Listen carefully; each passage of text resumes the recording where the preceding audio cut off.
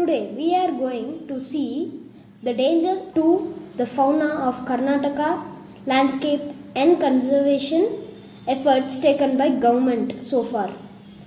For this we have Master Ashwin from Sri Chaitanya Techno School and Mr. Nagraj, the humble politician, as our guest. Let's hear from Master Ashwin regarding the dangers to the fauna of Karnataka region. Thank you. Before going to the dangers to the fauna of Karnataka region, let's see few facts about Karnataka wildlife. Karnataka has a rich diversity of flora and fauna. Its forest area covers 38,720 square kilometers. It has India's 25% elephant and 20% tiger population. Karnataka has its own state bird and animal, Indian roller and Indian elephant respectively. Similarly, it has state tree and state flower, sandalwood and lotus respectively. There are 5 national parks in Karnataka. They are located at Anchi, Bandipur, Banirghata, Kandrimukh and Nagardhole.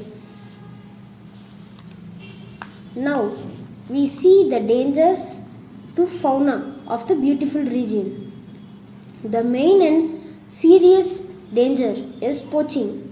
In 1997 to 2001, there were 98 elephants were killed.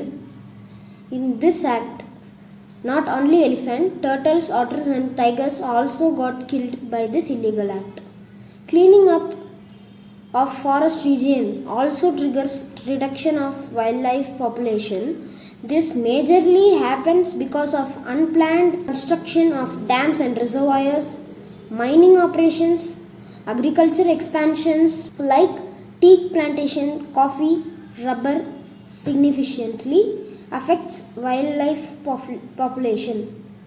Due to loss of habitations, animals vultures out of forest into human cultivations and eating, destroying crops. In this conflict, we lose lives on both sides by the way like elephant attack and electrocution through safety fences. Apart from this, introducing new species to Karnataka wildlife also threatens the indigenous species formed in region like catfish in lakes and rivers and eucalyptus plantations significantly affects fauna found in lakes and riverside and Great Indian Bustard, Bengal tiger, the Indian elephant, the lion-tailed macaque, olive ridley turtle and dhole, the Indian white dog are the animals we listed as endangered animals from Karnataka region. Now I want to hear from our humble politician Nagraj sir regarding the conservation efforts done by government so far. Thank you. Thanks Ashwin for the facts and points. Let's listen from our humble politician Mr. Nagraj about the conservation efforts. Sure, Ashwin already pointed out all the facts and dangers to our wildlife. Here, I want to explain our government's conservation efforts. There are so many activities already in place to protect the biodiversity present in Karnataka. Forest Department of Karnataka State and other voluntary organizations are playing major role on these activities. Because of the presence of human habitation within the core area or reserved forest poses many problems like wildlife conflict and destruction of habitat due to agriculture and cattle grazing. Systematic efforts have been made to relocate some of this population into proper zones outside the protected area. Next, satellites in placed to detect forest fires.